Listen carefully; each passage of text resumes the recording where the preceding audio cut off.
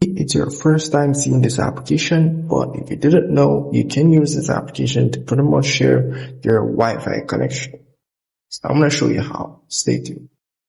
Here is the home screen of the application, and here you may see start Wi-Fi hotspot. You can just tap on that there, and it will ask for Wi-Fi dark, and just tap on OK there, then allow your notification and so forth. It would ask you for notification, just tap on allow there, and that's how you pretty much set up your Wi-Fi. So you're basically sharing your Wi-Fi connection to a next device. Let's say you're on the road, you're connected, or you're at school, someone's connected to the Wi-Fi, they have the password, but you don't, and they don't actually have the password. Don't remember, maybe get it from someone.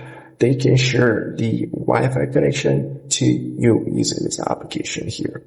Also, you have the connected device. You can see all the devices connected to your hotspot connection and so forth.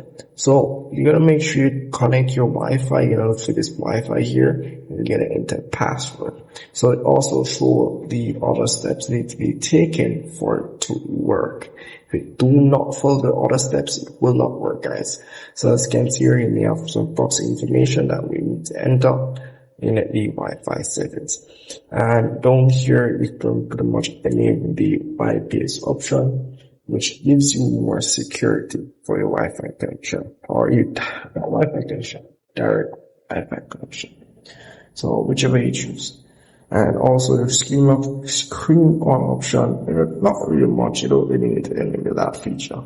But I don't encounter any ads or anything like that, but if you want to remove ads, you can unlock the full version of this application. And if I tap on this, you can see here, price is not that expensive. Let me just see here.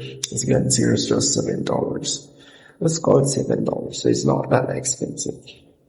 But yeah, that's pretty much how to use it. And if you have any questions at all, it does work with iOS and Mac.